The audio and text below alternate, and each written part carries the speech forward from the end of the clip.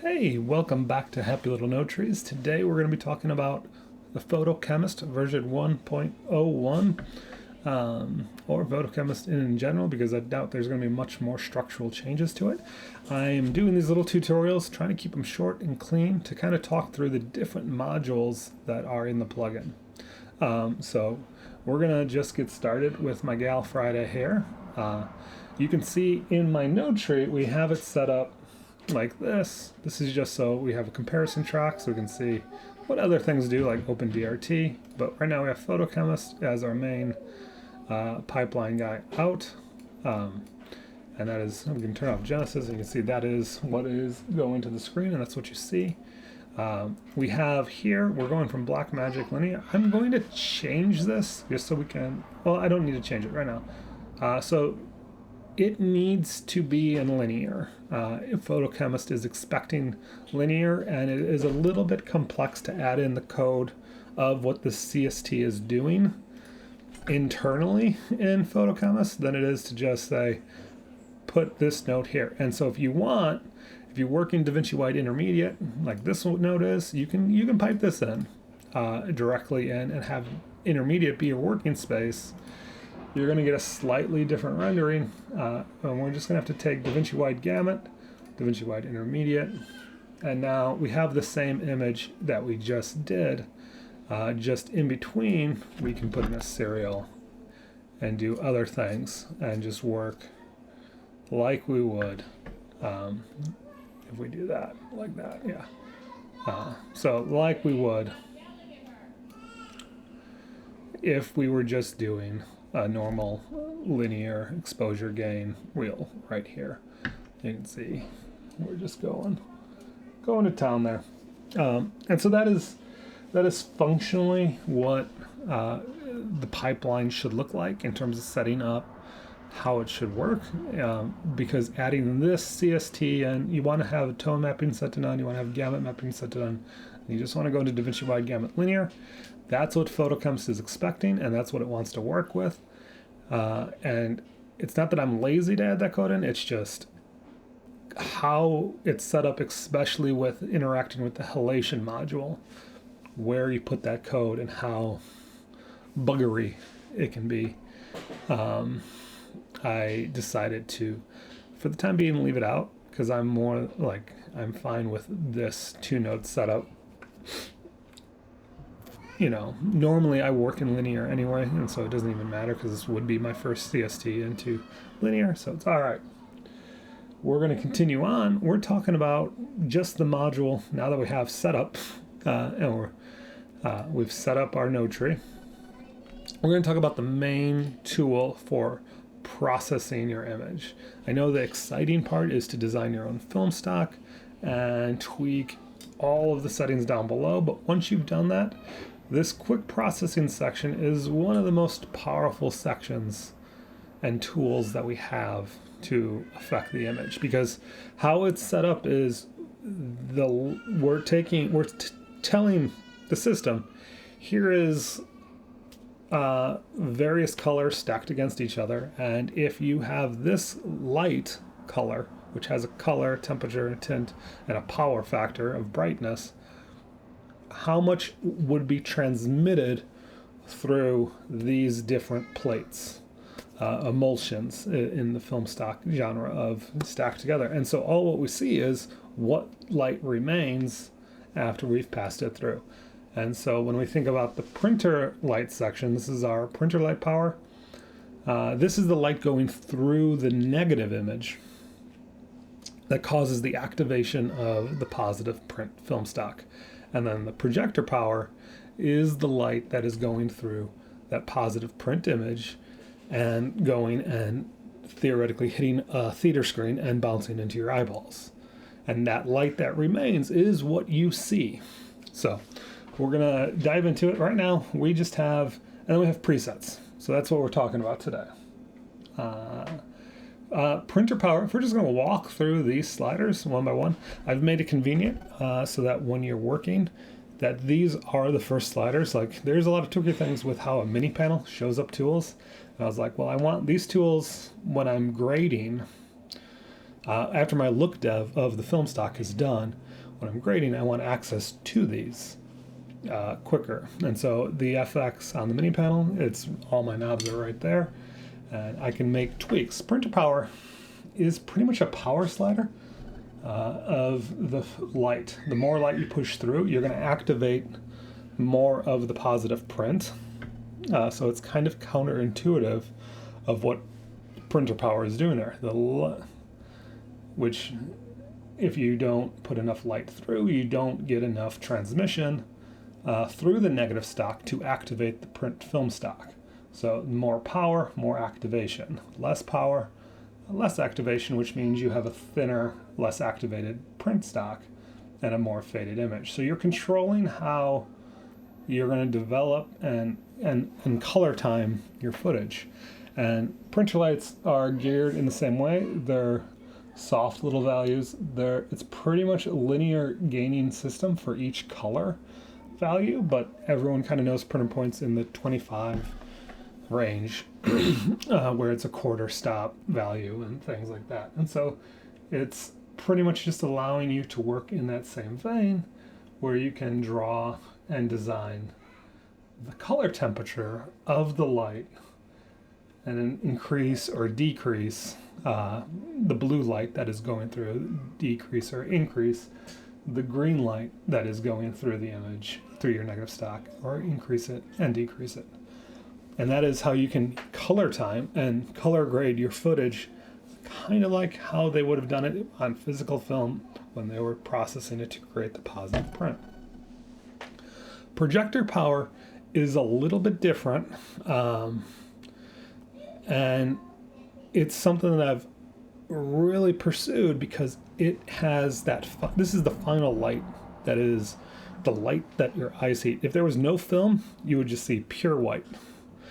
When you put the film in front of it, you're getting that transmission restriction that is causing the light to be filtered by the 3 emulsion layers of red, green, and blue. And you end up with, this is the light that remains hitting the screen, focused, balanced, and coming back at you.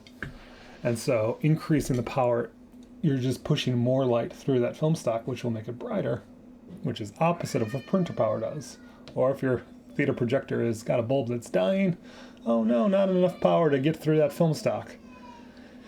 And so that kind of just sits there. Usually when I'm grading, my target for this, depending on what I'm doing, honestly, is to look at my scopes and kind of sit the whitest part of the image up near the top. You can see in this image, mostly her shirt and a couple of those highlights in the distance are the brightest parts. If we switch to, say, this shot here, you can see it's a little bit different, which it's graded differently, slightly differently. They should be, you can bring this grade over from here.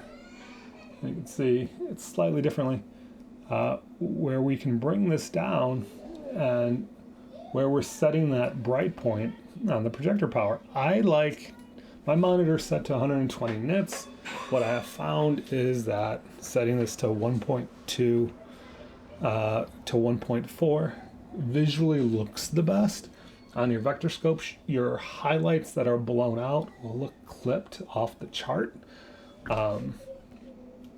because you're saying that the brightest part of my image, which there is in this, the window is blown out. There's no light coming. There's nothing stopping light coming through where that window is.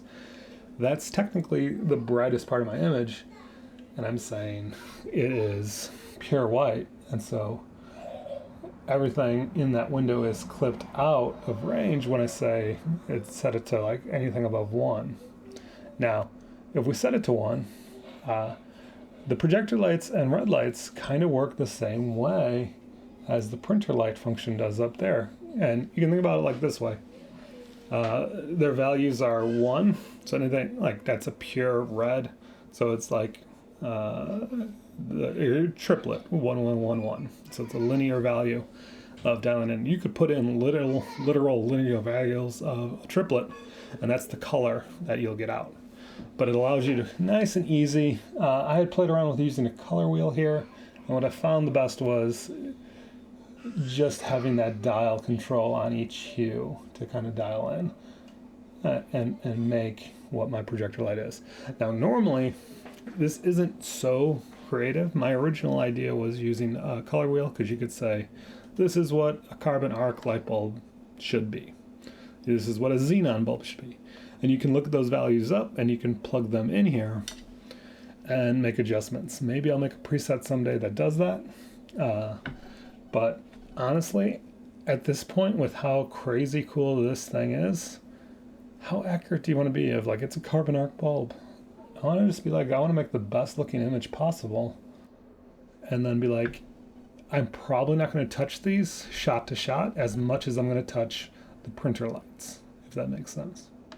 So this kind of is a one and done look dev creative process, where you're saying, this is the projector light that all of my shots will handle. I kept it with quick processing just because it made sense. Theater Screen Sim is this really interesting slider. It kind of just affects the darkest point of the image. It kind of raises your black point up a notch, and you can see it's bringing it on the vector scope. That when I scroll it, it's just bringing up the black point. And in theory, it's just trying to think through, like, how do we could drop it all the way down and crank it to whatever the black point is. How do we understand that there is this big bright light shining on a screen that is kind of catching some light, reflecting some light? The screen has different properties of reflectance. I thought about putting in all that math and then decided not to, and just thought, how can we just softly adjust, that ambient spill light from the projector that kind of has, film tends to not have a flat black.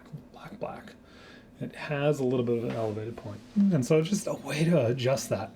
And it creates this like baseline of even the blackest blacks of what is hitting in that image as it passes out. And what you see transmissively is getting affected by the ambient room. So I like to set it kind of where it's at its default, just up a little bit. If you see yourself clipping down below, you can always just tweak that adjustment and bring it up and get your blacks. It works evenly across all the channels. I didn't want to make any competition be a thing.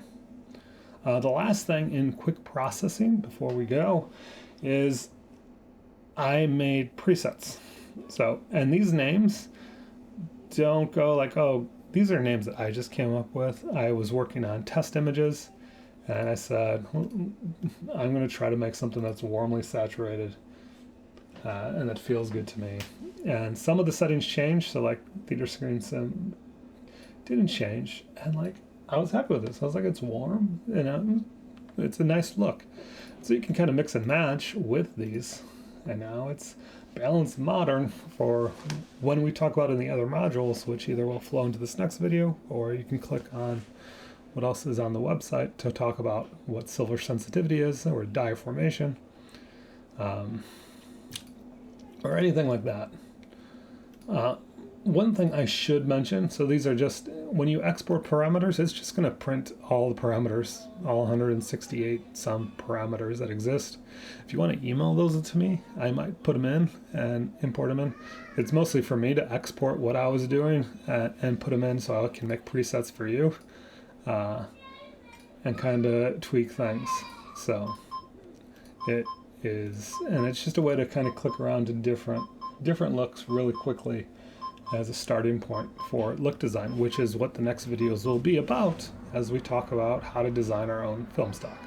One thing I didn't cover is the view modes. Right now we're looking at the film print, so we can go back.